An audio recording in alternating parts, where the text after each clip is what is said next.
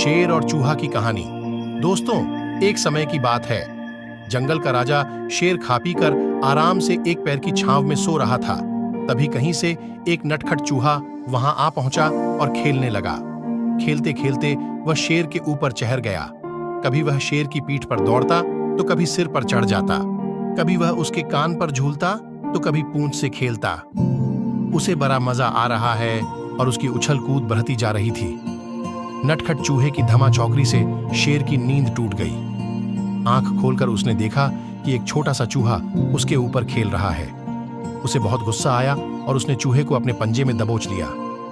शेर के पंजे में आते ही चूहे डर गया और थर थर कांपने लगा। शेर बोला, बदमाश चूहे, तेरी इतनी हिम्मत कि तू जंगल के राजा शेर की नींद में खलल डाले। अब तेरी खैर नहीं, मरने के लिए तैयार हो जा। अब मैं तुझे मारकर खा जाऊंगा। मौत सामने देख चूहा गिद्ध-गिद्धाने लगा। वनराज, मुझे क्षमा कर दें। मुझसे बहुत बड़ी भूल हो गई। मुझे जैसे छोटे से प्राणी को खाकर आपको क्या मिलेगा? आपका पेट तो भर नहीं पाएगा। कृपा कर मुझे छोड़ दीजिए। अवसर आने पर मैं अवश्य आपके काम आऊंगा।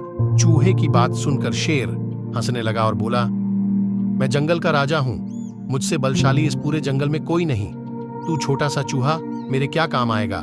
लेकिन फिर भी मैं दया करके तुझे प्राणदान देता हूं। मेरी नजरों से दूर हो जा और आइंदा कभी मेरी नींद में खलल मत डालना। चूहा धन्यवाद कहकर वहां से चला गया। कुछ दिन बीते। एक दिन शेर जंगल में शिकार के लिए घूम रहा था कि वह शिकारी द्वारा बिछाए जाल में फंस गया।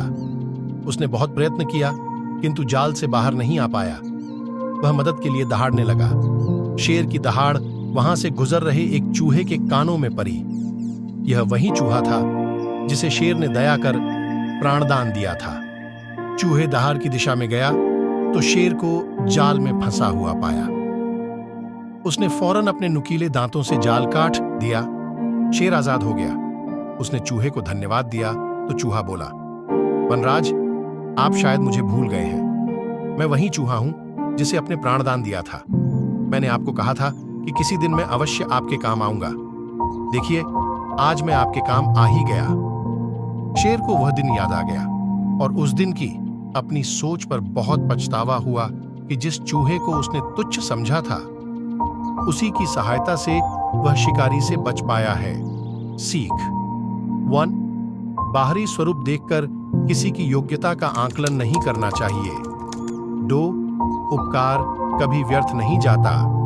किसी न किसी रूप में उसका फल अवश्य प्राप्त होता है। दोस्तों, अगर आपको यह हमारी कहानी अच्छी लगी तो लाइक, शेयर और चैनल को सब्सक्राइब जरूर कीजिएगा। धन्यवाद।